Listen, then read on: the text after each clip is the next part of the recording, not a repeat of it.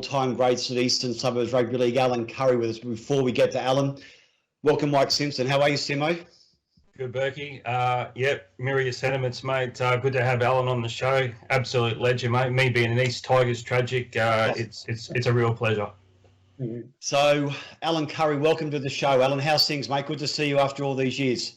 Yeah, great, David. Yeah, see you, old fella, now and then. How old are you now, Al, if you don't mind me asking a direct question? I'll be 74 in July, David. Wow. Okay. Well, mate, we've got a lot to unpack. So what I want to do is maybe pair back to the early days of Alan Currie. What was Alan Currie's childhood like as a kid growing up? Well, believe it or not, I was born over the border, Dave, in Wollumbar, New South Wales.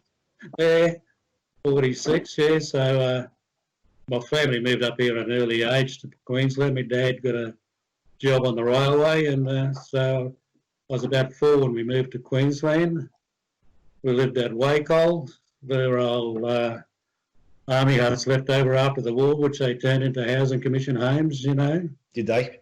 And we stayed there for quite a while. Then we moved to Rocklee, which was the same setup, army huts left over after the war. They turned them into housing commissions before we got a house at Holland Park. And it took a while for me to get into league, even though I came from a league family. My dad played New South Country in 1930 from out of Newcastle. Wow. Yeah, so he had a good name on the Tweed, the old dad, yeah. What position was he? Was he a back rower like yourself or somewhere else? He was a centre. Okay. Yeah, so yeah, he played against the old Jack Reed. And I used to, in the early days, have good discussions with old Jack Reed from the Courier Mail. He used to do the footy write-ups and so forth, sit down and have a talk with old Jack, yeah. Remember Jack, he was a good reporter. He was, yeah, good man. And yeah, it's surprising, David, I didn't get into the league till I was about 15. I went to a little school at Holland Park, Seville Road, where they played Aussie rules. So I played Aussie rules, and believe it or not, my first venture onto Langlands Park was training for Cooperoo as Aussie rules. Is that right? It is, yeah.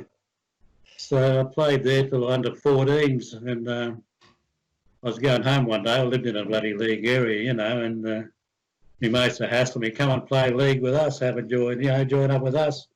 So I ended up joining with them, and strangely or not, they didn't even have a team. So they got a bloke from the area to coach us, and he ended up getting us jerseys, and we used to call ourselves the Seville Devils from Seville Road, you know. Fair dinkum. So once you got your taste for league, Alan, that was basically the end of the AFL. You sort of then enjoyed that love of league from there with your mates? Yeah, stayed with league, and we played there for quite a while to Seville Road. Then me and a couple of mates ended up going joining Mount Gravatt Eagles, you know. Had a good side, and I don't know if you ever heard of the name Bobby Tronk.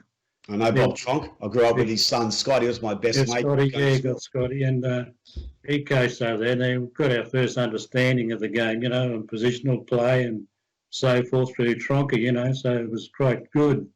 I was about 18 or 19, you know. Okay. And after that, once you got to 20, you had to go down and play with East in the Colts division. So prior to going down there, they had East 1 and 2, which we played against each other. Then I got called up into national service, you know, in 67. Okay. I'm turning 21 to get called into Nasho. So I was away and did recruit training at Singleton.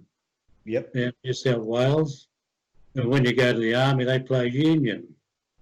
So surprisingly, I have into barracks sports, you know, and they picked a team out of that. And I was fortunate enough to get picked in the union side that toured around Maitland and Singleton and that and played against union sides. And in doing so, we ended up going to play in Sydney in a trial game against the Air Force. The Air Force, we played the Air Force, the Navy played the Coppers, you know. Now, Alan, if I can remember vividly as a kid, some of those pre-Origin games with the Army versus the Navy were absolute bashathons. Was it something similar in Union when they used to play against each other? Oh, mate, they were tough hard. You should have seen the police and the coppers go at it. The Navy, mate. She was on for young and old, mate. That's funny. They were great wars. Some of those early Origin pre-match games used to get there just for the Blues. Yeah, they were great. Yeah.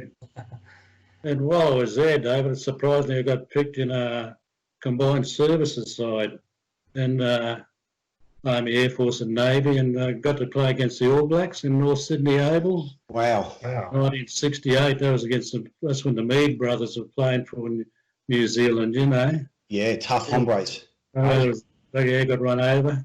they had a hell of a side, you know, the All Blacks. So, Alan, what happened? What happened then with the transition after your national service? How long were you at Singleton for? Well, I was there just for recruit training. Then we went to North Head Artillery School, which is at Manly. North Head's Manly. Mm-hmm. Mate, some blokes that have a heart attack going there. The discipline in the school, you know, like you're up every morning polishing your floors, your windows, your brass fittings. And they check you every morning, even the insteps on your dress shoes had to be polished, you know. And they check you every bloody day, you know.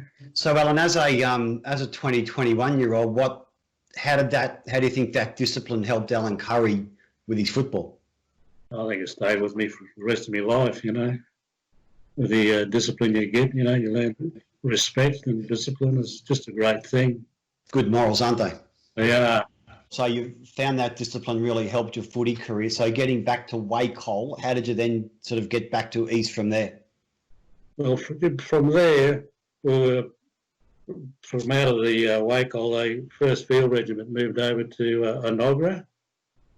And you wouldn't believe it, I was trying to find somewhere to get into a footy side, you know, in the area.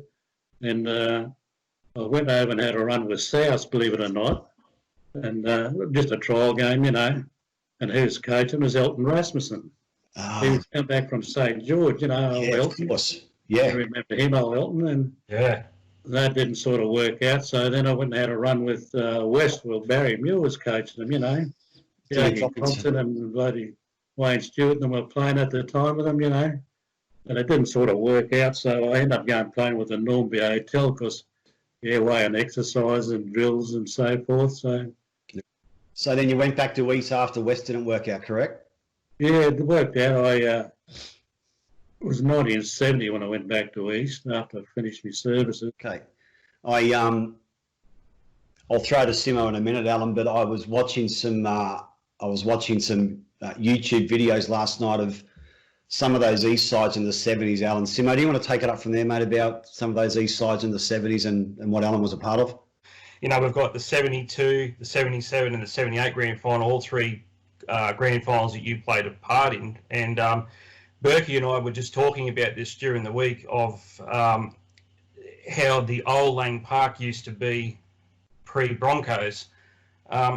So just take us back to that 72 grand final, mate. I mean, like, what are your memories? Like, do you have the memories still from the dressing sheds walking out? Yeah, I do. We played Valleys also in 71, you know.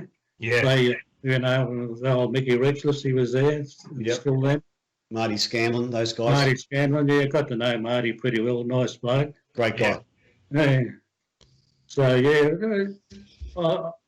people often ask me, I'm just a bloke that goes along to enjoy the game and meet people, you know, and be a part of the team and so forth. But it was a real dust bowl in the 71 and 72, if you remember, by the time it got to September. Yeah. But, just locked into the job you had to do on the day and your positional play, you know, and just went around your business, you know. And, what do you remember about the crowds back then, Al? Like, speaking of that YouTube footage that Berkey was just talking about, the one thing that amazes me was that the fans could come down onto the actual sidelines. There was no security. There was nothing. You could just sit down on the ground. I even saw a German Shepherd dog running on the field. Yeah. Do you still remember those crowds? Like, well, 77 or 78, there was 38,000 people. As you said, they let people come onto the field. Amazing. And Jeff McDonald, he come up, played fullback with us.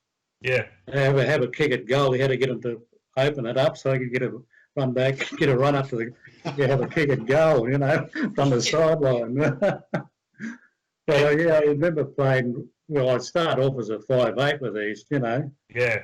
Then I got moved to the centres, then from there to the wing, and I said, you know, this is great. 4 runs a game, 5 tackles, you last forever, you know. Nice, good. Then probably looking up through that defence, I used to come off the wing and I take centres out of play, you know, and hit them, you know. We had a young bloke come up to play with us, young Johnny Atkins. He just got back from England, and one of our centres got hurt, and he got promoted to first grade, and he was really worried because he's up against a good centre, you know. I just can't think of his name. He come up from down New South Wales, so I think Ronnie Raper might have brought him up, you know, and he was around the area, and the scrum goes down, the ball comes out, and the centre gets it, and I just come straight off the wing and took him out of play, you know, and old TV said, that's the way to do it. He said, Grassy, he said, give them split vision. They don't know what's going to get there first. You were the ball. Old TV. And old Johnny said, I was all right after that, Grassy. I knew you were looking after me. So, yeah, it was a good experience, you know. Then, Alan, where did the nickname Grassy come from? From I used to tackle low, hit them around the ankles, you know, but that's from your centres and your wings, you know, but it gets a bit different when you get into the forwards, you know, the confrontations are much closer and quicker. Yeah. So, yeah. Alan, I remember as a kid watching you play, and you were a kamikaze, basically, and I remember watching you as a 12 or 13-year-old, and I think you made guys earn their tackles. Is that how you used to like to play the game? You really would like to make guys earn their tackles when they were trying to put you down, because you ran at 100 mile an hour. Well, you know, you're not just a target. You've got to spare your hand, you know. So, yeah, you know, you're going to hit. They're going to hit you, so you're going to hit them as hard as they're going to hit you, you know. By runners, you know, you're going up and there's a line cut up, so you aim at one bloke, you just put the accelerator on and just aim up to him. let him know he's going to earn his tackle, you know. Well, it's a great way to play the game, and you see a lot of players these days, they sort of are running up for a block play. They're not really going in to do a lot of damage. It was a big difference between the way you guys ran then and how they run today in a lot of players. Yeah, they really go for, you know, shutting the ball down, don't they? They go high. That's all they do, you know. And I don't, you know, I watch some of these blokes play, and you just understand why blokes break out of tackles, but, you know, it's the way they're coached and the way they've got to run the ball, and it's the way they're told to do it, you know. Yeah, correct. They've got their corridors to run and stay left and right side plays, you know, and that's it. Al, you've played with some great players, mate, at the Tigers, you know, like I'm talking like Johnny Lang, Rod Morris, you know, those sort of Paul Kahn. What was the camaraderie like back then, mate? Like, was it like were you a close-knit bunch?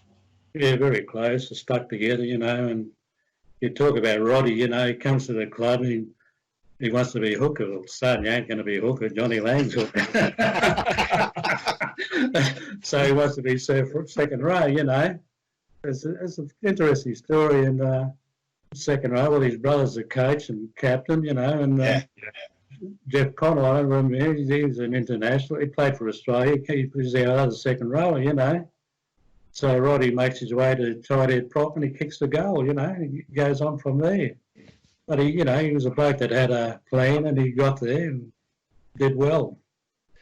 Like your front rows in those days, Paul Kahn was a fantastic Queensland player, went to Sydney. Rod Morris, an Australian prop, first Queensland origin prop, had a great career in Sydney. So it was a really good, solid pack. Yourself, Johnny Lang, it was a very solid forward pack in those days. Yeah, well, I first got introduced to bloody lock, you know, you have pre-season, our Woolies knockout comp, which was Friday, Saturday, Sunday. Like if you won Sunday, you had an hour's break and you came out and played the finals, you know. Is that right? It was that quick, you know, over the 3-day thing, till they spread it out. I've forgot all about that, actually. Yeah. And prior to that, when in that Woolly knockout contest, when old Ted thought he'd try me out as lock, you know. So I'm in there running around, hitting and tackling, and comes the first fixture. My name's down at lock. You go in and read the board to see where you're playing, and I'm down at lock. what's going on here? And game was out of Lang Park that week, you know. You go from wing to lock, you push scrums, you're rocking it up, you're cover defending. And I'm going off at half time. I said to Langy, I'm gone, I've got nothing left. He said, you get your second. I said, there's no second win. No second win's coming here today, brother. It's all over. Must have took me about 9 weeks to adjust to the work rate, you know. Can I fast forward to 1977? Obviously a fantastic year for East, but more importantly yourself personally, like a Rothmans medal winner in 1977. Can you maybe just give us some insight how you felt your year was going, how the Rothmans type of thing unfolded, and sort of where that sits in your list of achievements?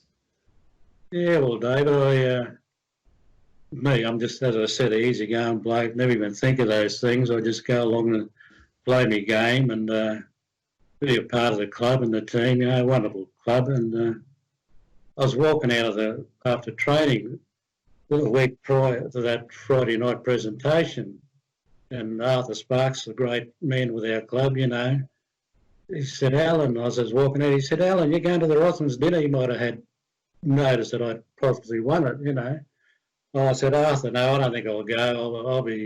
I'll stay home for the night, He said, oh, Alan, look, I'll get you a suit or something, I'll hire you a suit. I said, Arthur, do you really want me to go? He said, yeah, I'd like to go along and represent the club, Alan. I said, okay, Arthur, I'll do it. I'll go get a suit, So I goes along, and it was at the old Melbourne Hotel, I believe. Oh, South Brisbane. Okay. Yeah, Gary Balkan had the pub, I think. Yeah, correct.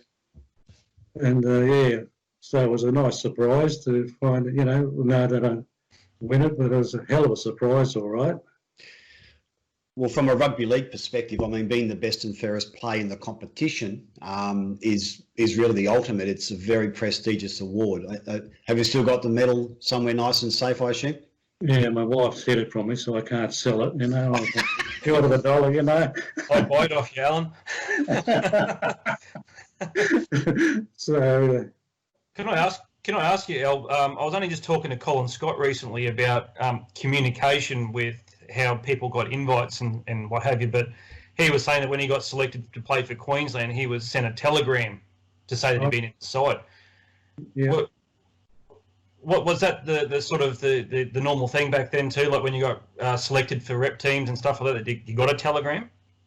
Well, I didn't. I sort of got it through the club, from the club, Yep. Well, I didn't play many representative games. I made a reserves a few times, We had some good locks around at the time. Yep. Normie Carr and Johnny Rebo and Ian Tiny. Yeah, Ian Tiny. He'd run all day on a wet rag, old Ian Tiny. He never stopped the old Ian. Hey, Alan, fast forwarding to 78. I mean, East were at the peak of their powers in 78. Well, I got suspended after winning a Rothmans medal. I got suspended in 78. We had them in their court, and one of the wingers, I think it might have been Vic Ty, he came to rock one out for him, and sorry, Rick, you shouldn't be in here. Well, he hit him a bit high, but to his credit, he got up straight away, and the ref's gone, you're gone, So I ended up getting 3 or 4 weeks out of that, from that. And you wouldn't believe in the grand final that year, if you ever have a look at it, Jeff Naylor, there's a big Aussie rules player that played with us. He came over from Morningside, he was a front rower, I don't know how far he kicked it, but it might have been around the halfway. He's got it and he's put it down. It was about 5 minutes to go. He's put a towering kick downfield, and I sprinted after it. And while I'm sprinting after it, Jeffrey's standing there admiring his kick. Gee, that's a bloody good. Then Get your butt up here. The poor bloke fumbled it in goal, and that's all I needed. I nailed him in the in-goal area. So then I had to drop kick it back to us. But I'll never forget Jeff said, yeah, I stand there admiring the kick. Oh, it's funny. And he saw me nail him in the in-goal area, and he said, gee, I better get up there and help him. So they had to drop kick it back, and we only had 5 minutes to go or something, so we shut it down, Nice. like terrific, like beautiful, magnificent East sides. I mean, I know Simo touched on some of the great players in that era, but was there a teammate that stood out for you loved playing with, and why you gravitated with him? Anyone that really sticks in your mind during those golden years? Well, Jeff Denman comes to mind. I learned a lot from him, and his running game when I was on the wing, because you see me, I was playing at Lane Park one day, and I was on the other wing. Jeff played right wing. He goes down the wing, and someone comes across and goes on the fence, a bit like Eric Groth, Yeah. drops the shoulder, this bloke's on the ground, and Jeff's going a bit further.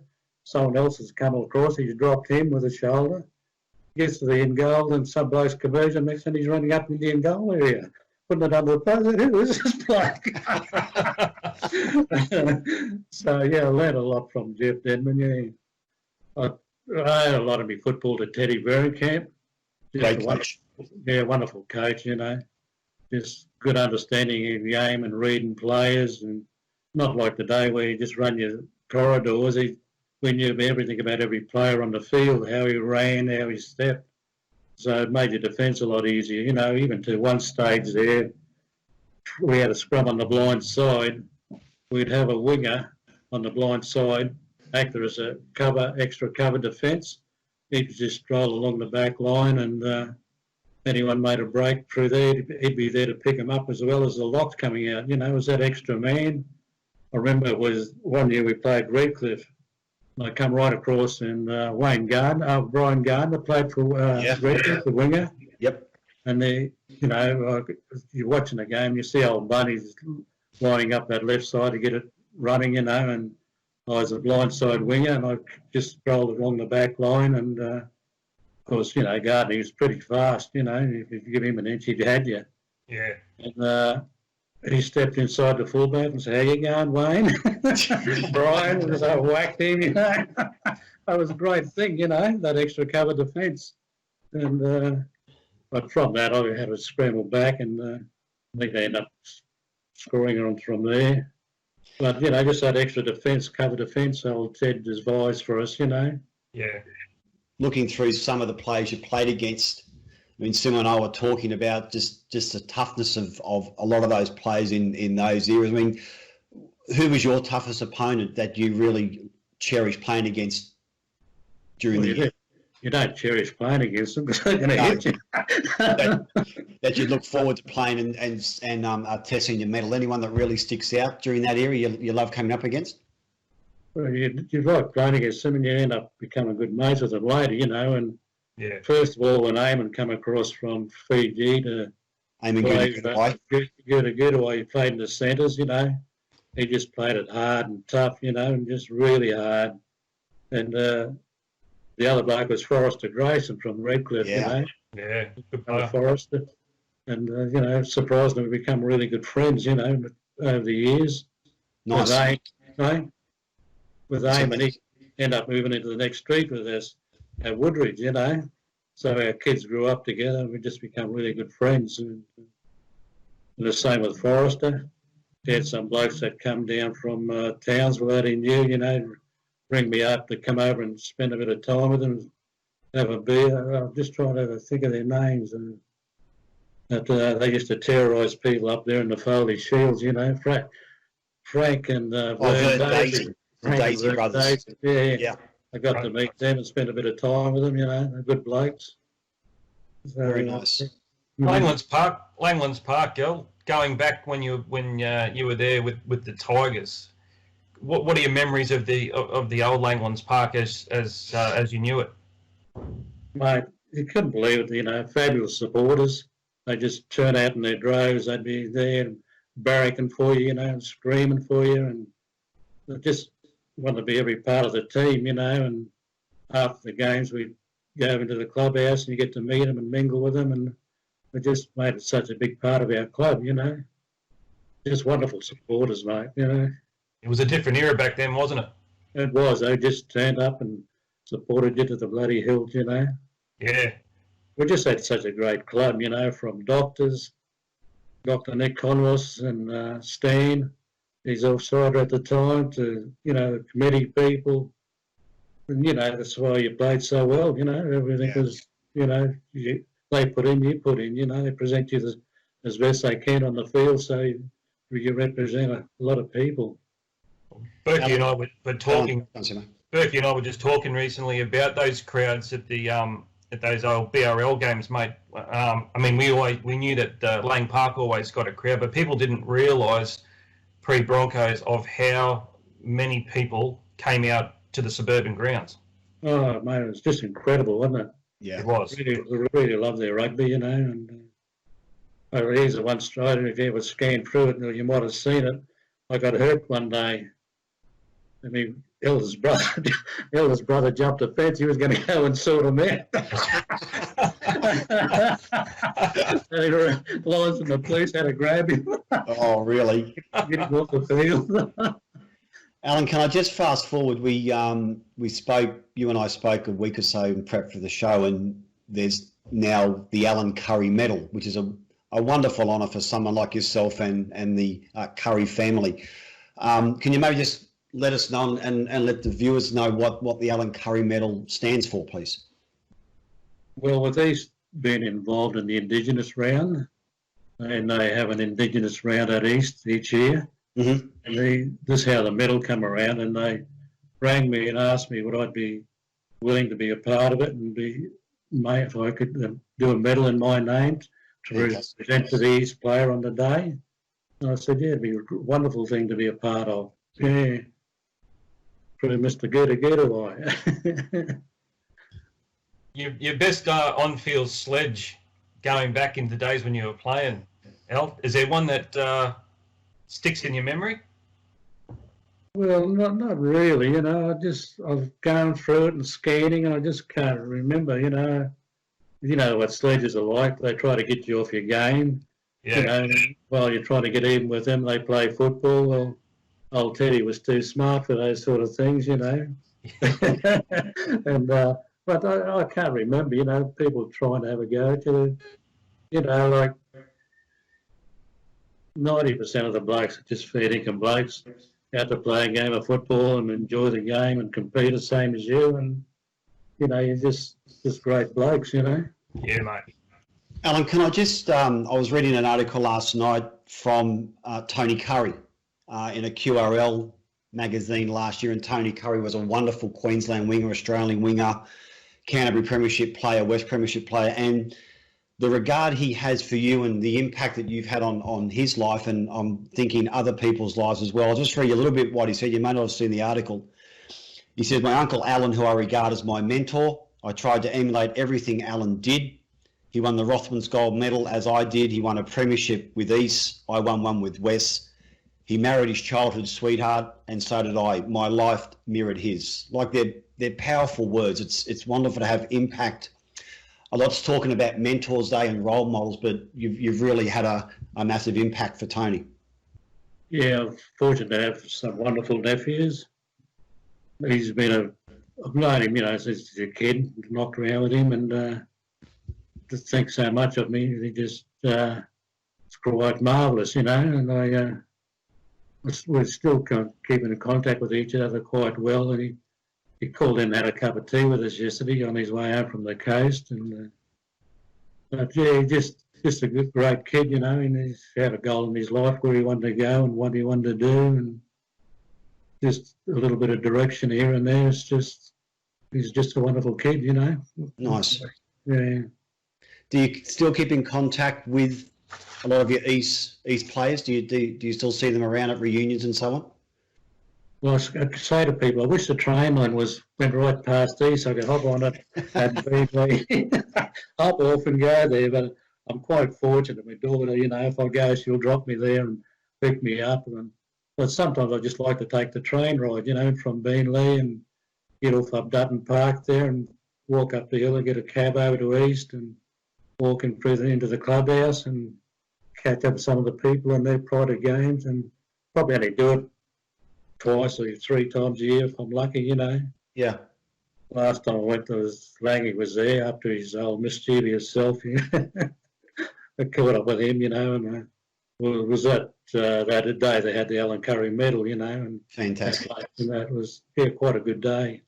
It's great that you still keep in contact and you don't forget where you come from, Al, because I suppose in essence this is the reason why Berkey and I are doing this show, is to remember players like you, because there was really nothing out there to remember the good times that that the BRL had back then, and players such as yourself. So for you to still keep going back there to where it all started for you, it's a testament to yourself, and that you haven't forgotten where you come from, mate. And I think that's a really very important thing in the history of the game.